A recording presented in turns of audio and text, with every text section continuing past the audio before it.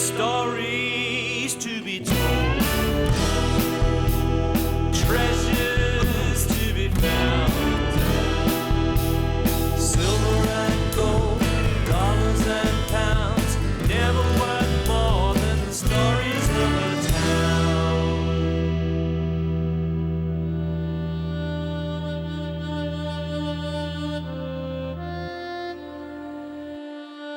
Every Easter Monday, Sun Lung, the longest Chinese ceremonial dragon outside China, emerges from the museum and winds its way through the main streets of Bendigo.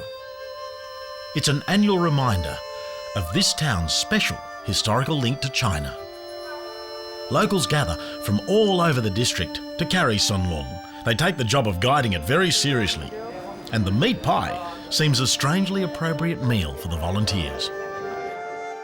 As the cacophony builds, so do the crowds, to honour another year of the dragon's watchful presence over the fortunes of one of Australia's gold rush capitals.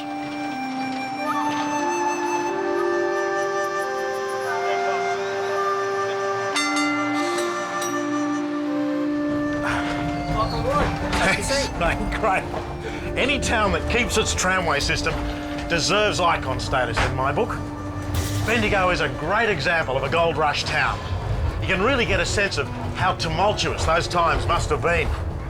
The Chinese call this place Dai Gum San, which means Big Gold Mountain, for very good reason.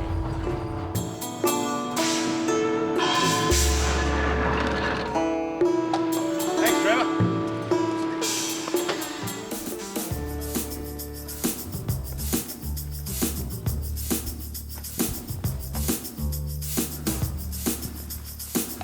It's hard to comprehend the scale of this goldfield.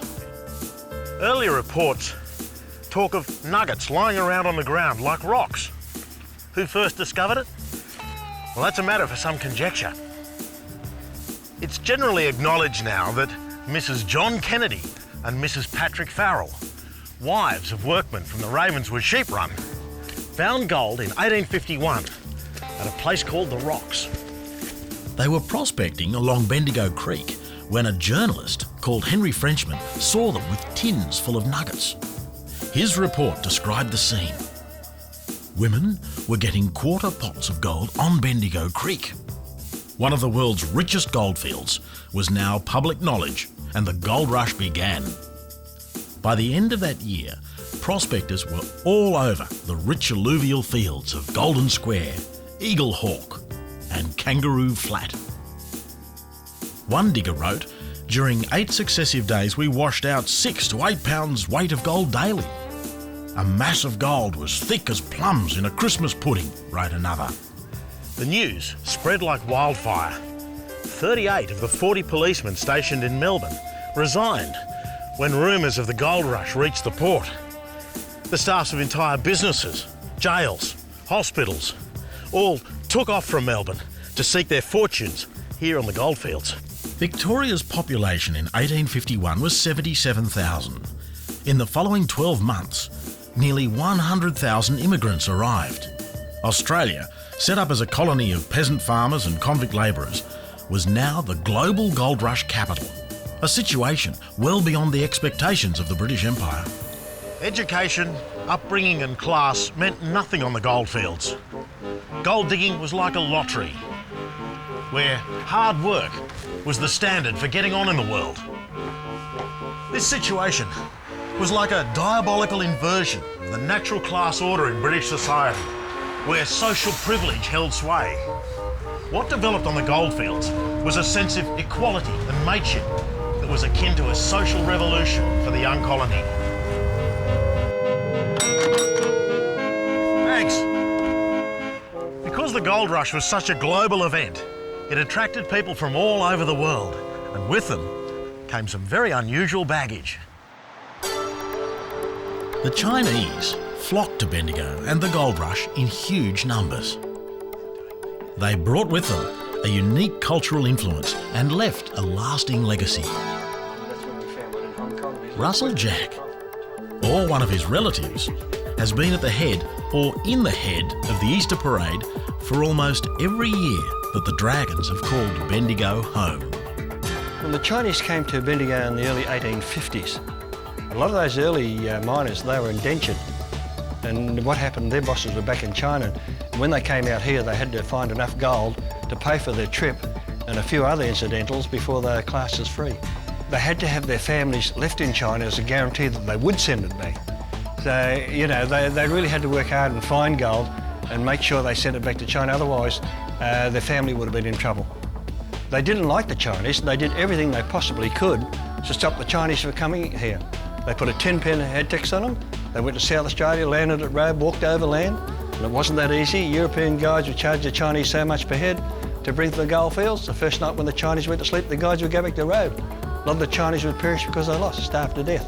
Then they put on a £4 residence tax. As a matter of fact, a lot of the young ones didn't live very long either, because a lot of things came into their life. They had a lot of worry, I should imagine, sicknesses they had never endured before, and the loneliness, that all played upon their health. But some stayed for a little while and moved on. Others, they stayed forever.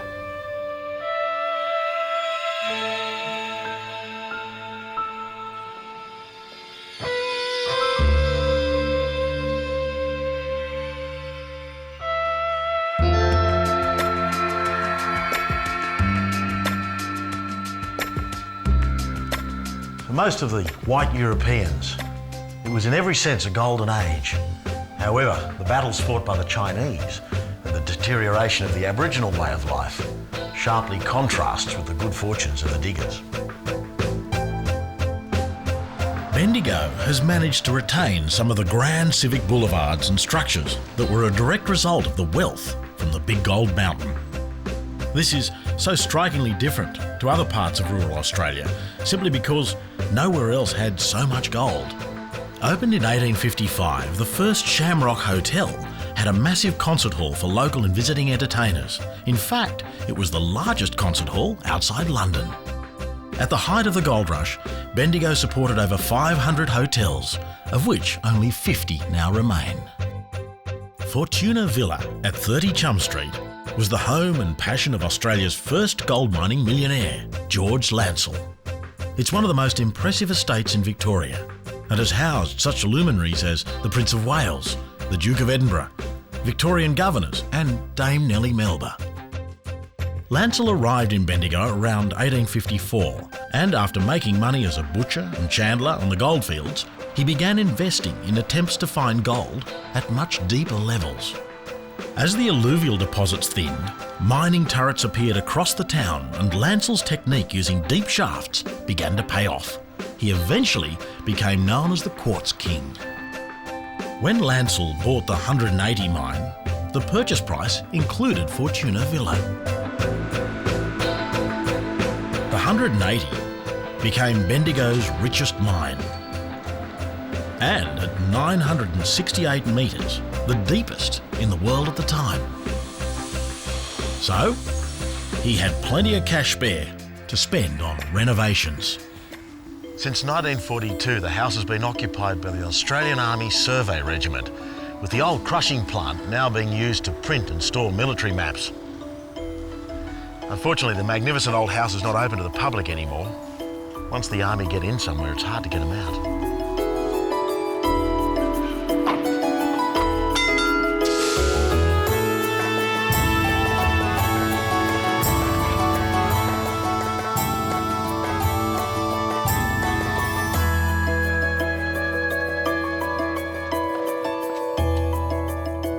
By the end of the 19th century, Bendigo gold was still flowing, but company mines now dominated the goldfields.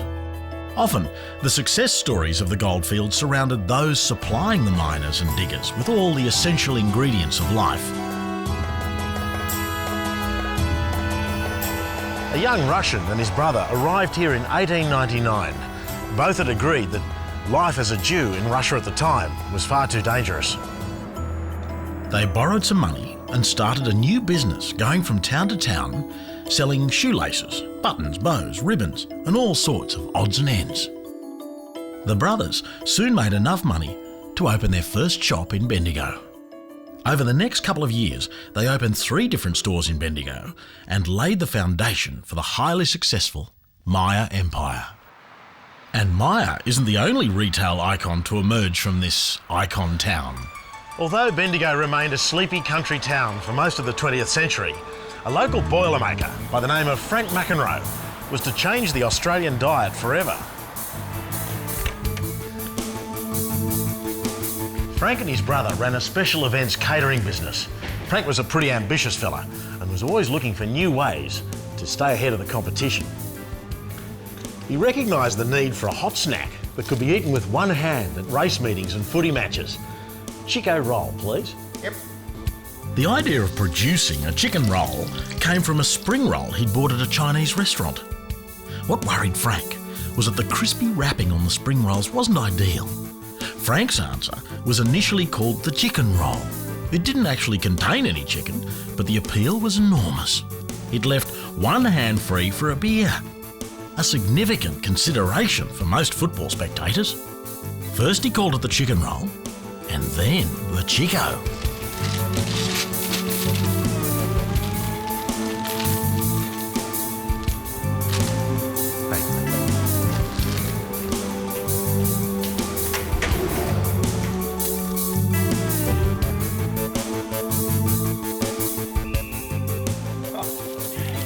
Probably would have remained a regional curiosity if it wasn't for Frank and a number of other visionaries.